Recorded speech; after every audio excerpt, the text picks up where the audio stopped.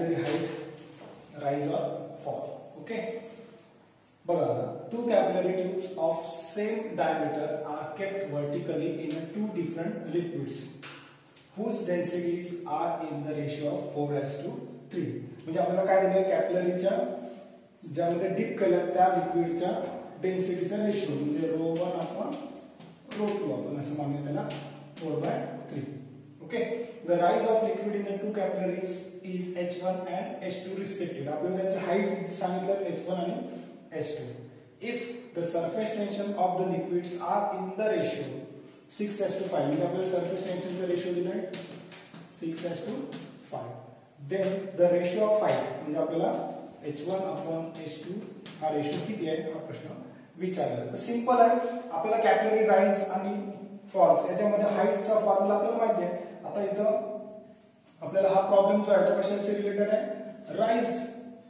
मग आपल्याला हाईटचा फॉर्म्युला काय आहे, 2t cos θ upon r ρ g. हा आपला फॉर्म्युला इथं यूज करायचा आहे आणि त्याच्यावर आपल्याला रेशो काढायचा आहे. तर बघा याच्यामध्ये टेन्शन पण आहे आणि डेन्सिटी पण आहे. मग रेशो काय आहे त्याचा, आपण जर इमेजिन केलं तर h काय होईल, t1 किंवा t अपॉन ρ.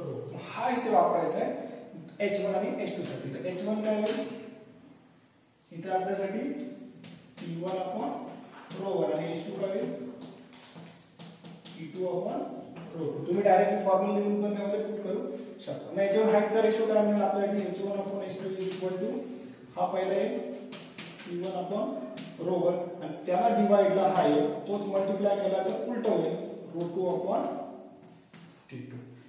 हा आपल्याला इक्वेशन मिळाला. आता आपल्याकडे बघा t1 अपॉन t2 पण दिलंय आणि ρ2 अपॉन ρ1 पण दिलंय. व्हॅल्यू पुट करून टाका सिग्मा 1 आणि t1. ठीक आहे. चला आता t1 किती आहे 6, ρ1 किती आहे 4. ठीक आहे. सिग्मा 2 किती आहे 3 आणि आपल्याला दिलं h2 सॉरी t2 किती दिलं 5. हे सॉल्व करा. सॉल्व केल्यावर काय येईल आपल्याकडे 2 के 2 2 4 2 3 7 3 3 9 आणि 5 गुणे 10. ठीक आहे. हा जर सोडवला तर काय 0.9. हा आपला रेशो आहे 0.9. Option D is correct. Okay. Thank you.